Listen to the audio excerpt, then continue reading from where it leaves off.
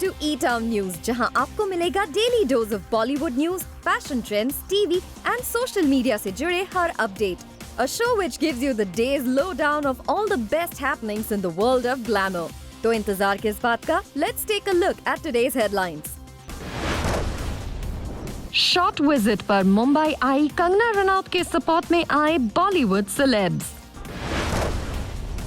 क्या अनन्या पांडे और ईशान खट्टर की फिल्म खाली पीली के मेकर्स अपने सॉन्ग के लिरिक्स में करेंगे चेंजेस? रणबीर कपूर आलिया की फिल्म ब्रह्मास्त्र के सेट से ओल्ड वीडियो हुई सोशल मीडिया पर वायरल. एक्ट्रेस कंगना रनौत के खिलाफ रजिस्टर हुआ एक केस. फिल्म ब्रह्मास्त्र के सेट से लीक हुआ ये वीडियो. क्या रणबीर कपूर और आलिया भट्ट ने कर दी है ब्रह्मास्त्र की शूटिंग?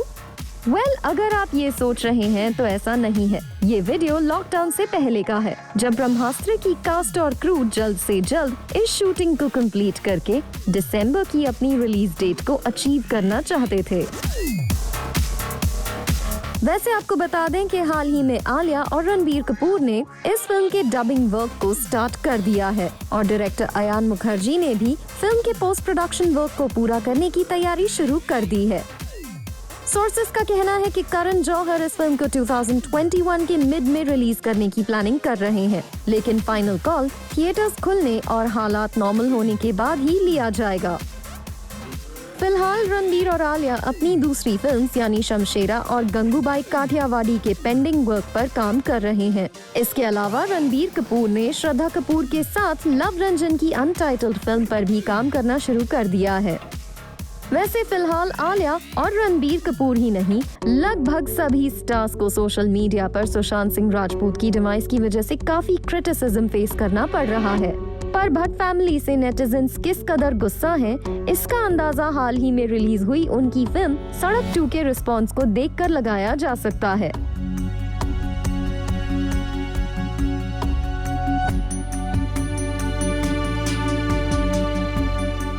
आलिया को इस हद तक ट्रोलिंग का सामना करना पड़ रहा है कि हाल ही में जब फैशन फोटोग्राफर डब्बू रत्नानी ने आलिया की एक पिक्चर शेयर की थी तो उनकी टाइमलाइन पर भी नेटिजन्स ने किए नास्टी कमेंट्स.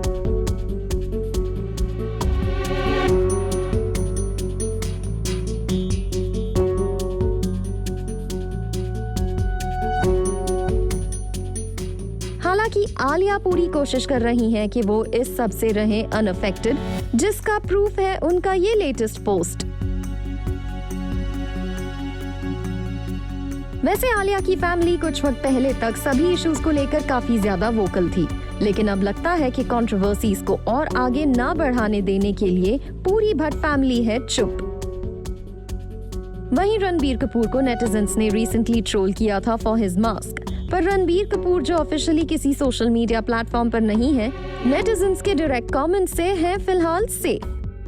वैसे इनसाइडर, आउटसाइडर और नेपोटिज्म डिबेट की वजह से जिस तरह आलिया को टारगेट किया गया था, the question arises, what is Alia's boyfriend Ranbir Kapoor up to? And a close source of Alia and Ranbir reveals he is very non-interfering and reportedly he believes the best thing to do is not saying anything. Let's see कि social media users कब शांत होते हैं.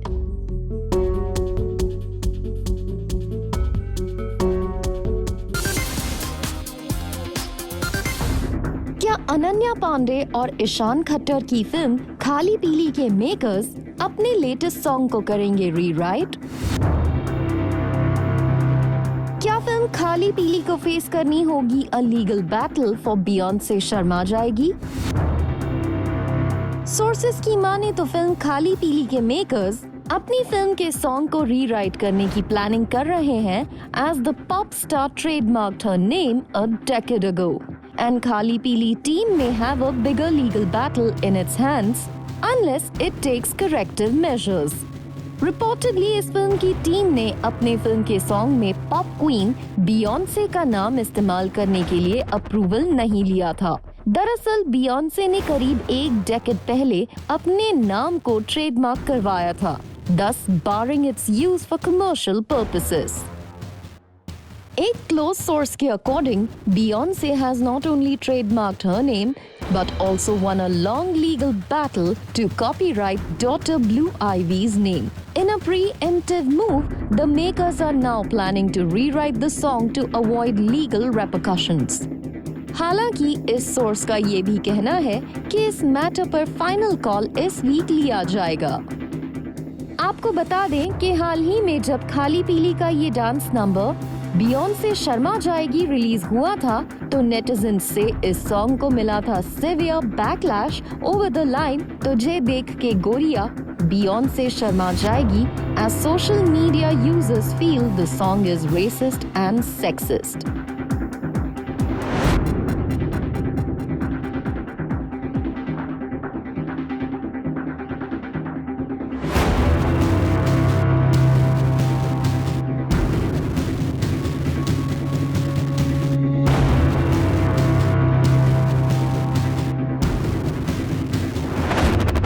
ऐसे में reportedly film की team को लगता है that it will be an unwise move to take on an international star like Beyonce's name, especially at a time when the Black Lives Matter movement has set the stage for equality.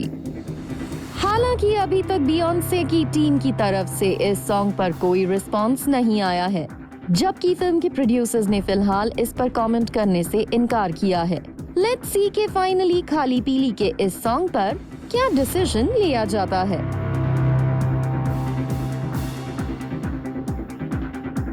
खाली पीली एक popular OTT platform पर 2 अक्टूबर को release होगी।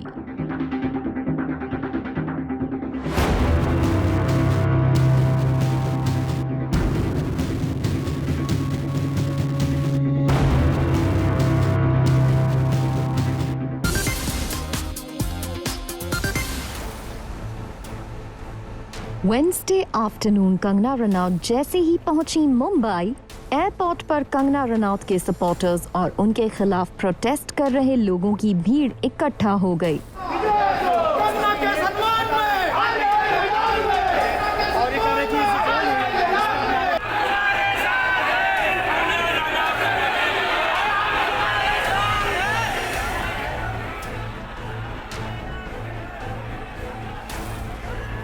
Mumbai airport पर ना तो दिखी सोशल डिस्टेंसिंग और ना ही सिक्योरिटी और पैंडेमिक रिलेटेड वायरस के खतरे को लेकर भीड़ यहाँ कंसर्न्ड नजर आई। लेकिन क्योंकि कंगना रनौत को Y+ सिक्योरिटी मिली हुई थी, उन्हें VIP गेट से बाहर निकलने का मौका मिला और भीड़ को अवॉइड करते हुए तुरंत कंगना रनौत पहुंच गईं अपने पाली हिल रेजिडेंस, जहां नजारा कुछ ऐसा था।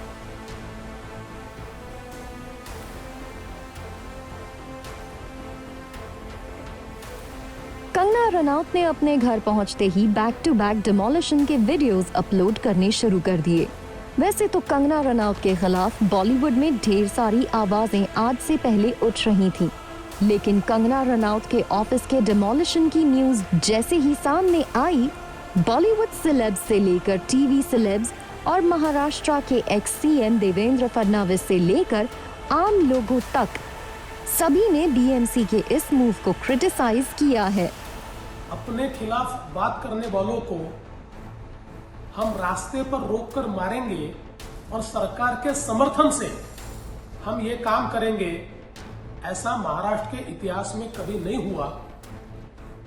जो बात गलत है उसको गलत कहना ही चाहिए, लेकिन उस बात से महाराष्ट्र का जितना अपमान होता है या महाराष्ट्र पुलिस का जितना अपमान होता है, उतना ही अपमान सरकार जिस प्रकार की कार्रवाई कर रही है उस कार्रवाई के कारण महाराष्ट्र का पूरे देश में हो रहा है।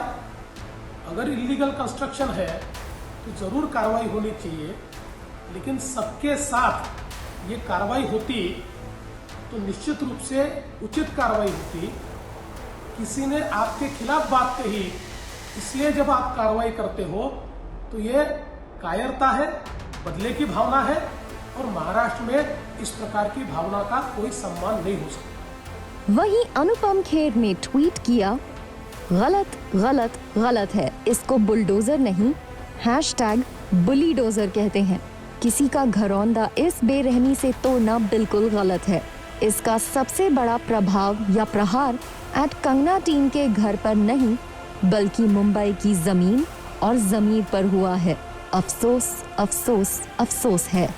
रेणुका शाह ने जो कंगना रनौत के खिलाफ काफी वोकल हैं, उन्होंने भी बीएमसी के इस एक्शन पर ट्वीट करते हुए कहा, Though I did not like at Kangna team's comment comparing Mumbai to POK, I am appalled by the revenge demolition carried out by at my BMC.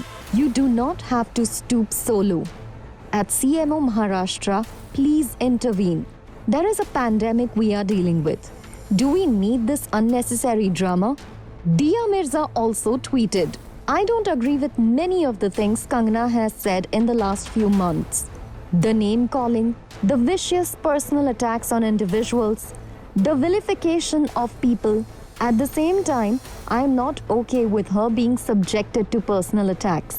वैसे कंगना रनौत खुद भी चुप रहने वालों में से नहीं है, and she has posted many tweets and questioned the decision of BMC. और एक बार फिर कंगना रनौत के निशाने पर आए film maker Karan Johar.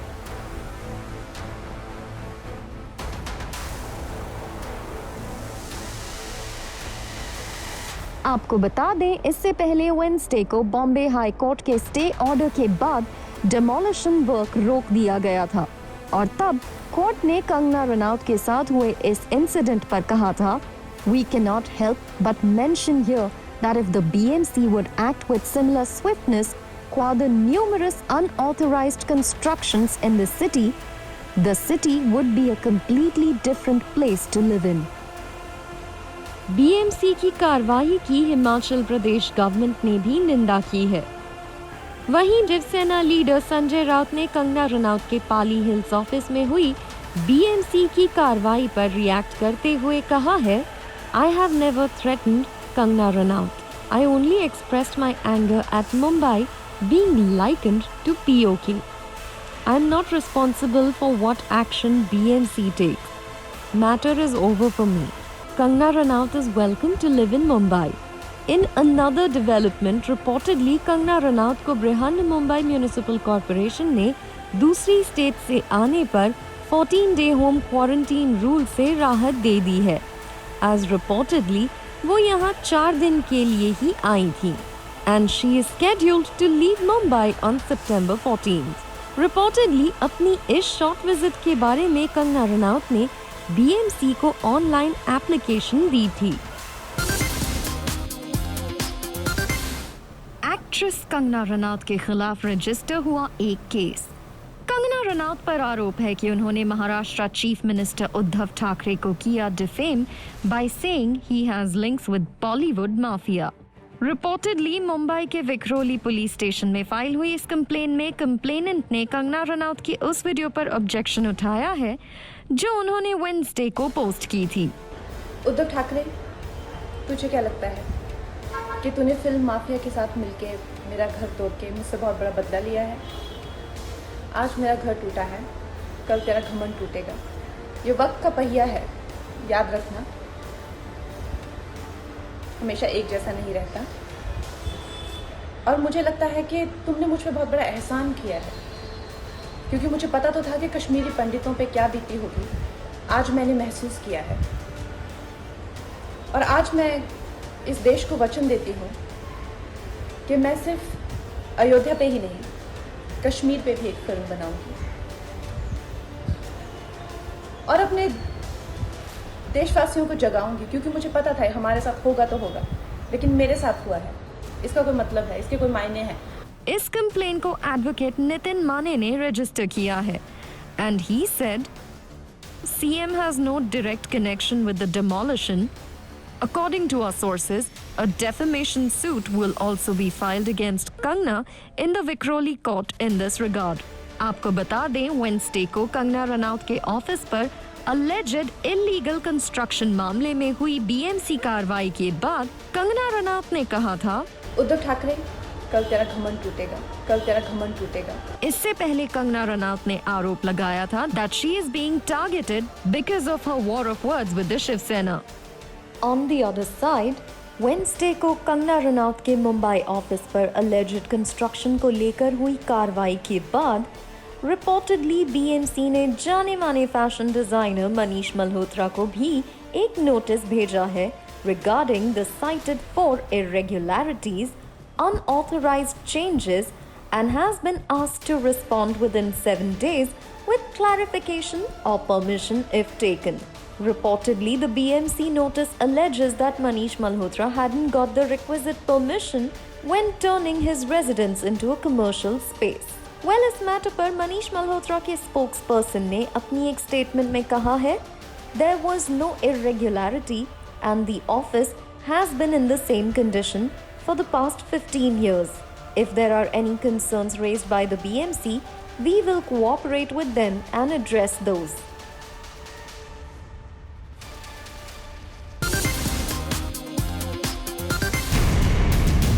Thursday को एक्ट्रेस रिया की बेल पर सुनवाई करते हुए मुंबई के एक स्पेशल कोर्ट ने कहा कि रिया और उनके भाई शौविक की बेल प्ली पर वर्डिक्ट फ्राइडे को दिया जाएगा। आपको बता दें, रिया और शौविक को नारकोटिक्स कंट्रोल ब्यूरो यानी एनसीबी ने सुशांत सिंह राजपूत केस में ड्रग एंगल की जांच करने के दौरान अरेस्ट किया था। The bail orders of 2 co-accused and alleged banned substance peddlers will also be pronounced tomorrow. Sushant Singh Rajput की सैड डिमाइस और अपने अरेस्ट के बीच रिया और उनकी टीम ने रिलीज किए कई स्टेटमेंट्स। आइए देखते हैं रिया और उनकी टीम के इन स्टेटमेंट्स की टाइमलाइन को जो उन्होंने पब्लिक डोमेन में दी है, और पता लगाने की कोशिश करते हैं क्या रिया ने कभी चेंज किया अपना स्टैंड इन दिस केस।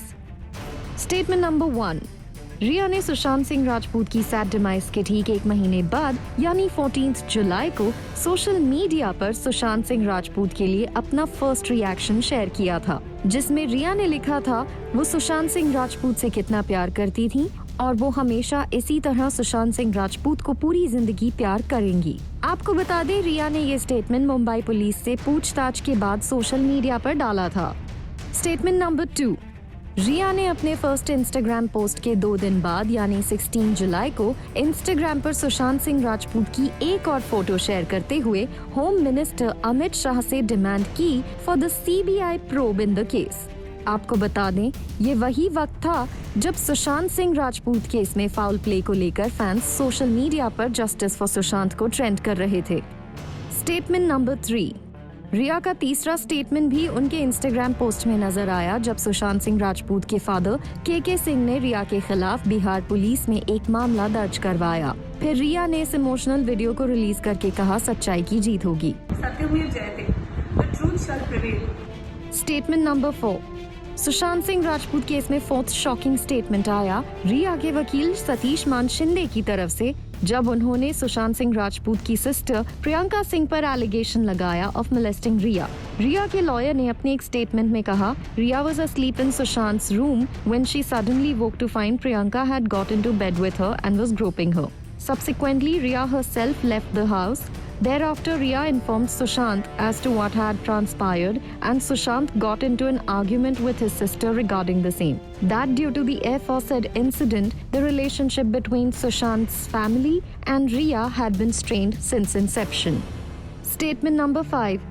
रिया ने फिर सीबीआई इंक्वायरी के ठीक 1 दिन पहले एक न्यूज चैनल को इंटरव्यू देते हुए लगभग हर इशू पर बात की, और उन्होंने अपने इस इंटरव्यू के पीछे की वजह बताते हुए कहा, सुशांत ने बोला मुझे, सुशांत मेरे सपने में आया था और काफी लोगों के सपने में आया वो, जिससे वो जानते भी नहीं, और उसने बोला स्पीक द ट्रूथ, जाकर सबको बोलो कि तुम क्या हो। Coming up on the show, Hostages season 2 की स्टारकास्ट दिव्या दत्ता, डीनो मौर्य और श्वेता बासु प्रसाद ने जूम से की candid conversation.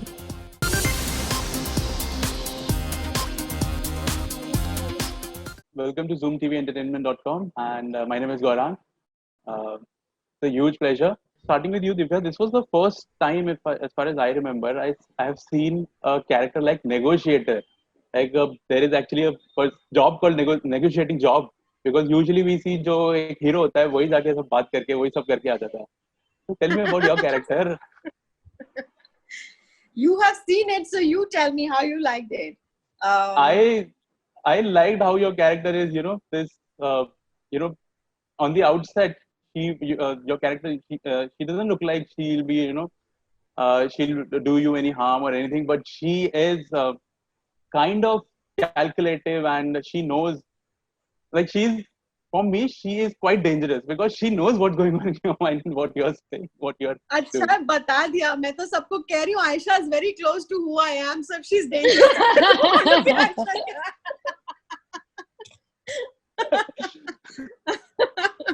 No, but yes, it's an interesting role. We normally don't see negotiators, and it's an intriguing part, because just to think that somebody gauges what the other person is thinking right from their tonal quality or their silences or whatever that is, and what their next step is going to be, for me as an audience was very intriguing. And the way Sachin had narrated it was like, I mean, I had to do it. It was damn interesting. So, did you watch season 1, and what was the brief given to you for this scene, especially for your character? Like, did you know about a certain kind of job that this? So job is? normally मैं ज़्यादा कुछ देखती नहीं हूँ, लेकिन इस season का of course season 1 तो देखा ही था, लेकिन इसका इजरायली जो वर्जन था वो मैंने सीजन 1 भी देख दिया, 2 भी देख दिया. I was so curious to know what happens. and the woman who played my role is she's very different from who I am as an actor or as a person. तो उसको एक अलग जगह देना, उसको अलग दिखाना उससे थोड़ा सा, and give it your own was a very interesting thing, and I really enjoyed season 2. बहुत मजा आया देखकर. And No, I can see that on screen. And coming to Dino's character, I think he's having the most fun. The kind of character it is. I mean, I've seen you play, sort of grey characters in the past, but this is completely, outright evil. He's black. Yeah. I won't say where, but there is this one scene in the middle of the season where you are with this character. And I mean, that was quite interesting. I was chuckling and I was scared for that person. Which scene was this? वो व्रत के साथ और 2 बच्चे. No, before that. Guys, don't give spoilers, okay? That's why I didn't want to say anything. हाँ यार, काफी scenes actually we did which were pretty खतरनाक. But the character is such where I was, when I give a couple of interviews the last few days, I tell everyone the character is such that he's a charming assassin. So you don't know if he's coming to have dinner with you or he's coming to kill you. Exactly. So he's not black, he's not white. There's no gray shades, no white shades, none of that. It's just totally dark. And he's a professional assassin. That's his job, and he enjoys doing his job. His job is to eliminate people who come in the way of a mission or a certain job, right? So his job basically is to eliminate, and he eliminates people really well, cleans up and leaves. And he enjoys it. That's his work. There's no backstory as to why he became that, but this is what he does. So for me as an actor, I thought playing an antagonist, a negative character, just gives you scope to do far more in acting, because when you play a positive character, there are certain parameters you need to follow to be within. But negative, you can just go nuts. And thanks to Sachin, he made me dance, he made me do some funny stuff and, some crazy stuff. Shake my body in different ways, go mad, which was interesting. I mean, I'm trying to be as endearing as possible in playing this character, but, after all, you're a professional killer, you can't be that endearing. So, he's charming, he's nice, but he kills you in the end. That's it. I also wondered when I was chuckling, and I was like, shit, he's killing someone, and why am I doing this? Like, what does it say about me as a person? It says a lot about me then. It says that I'm a cool killer. That's what I need.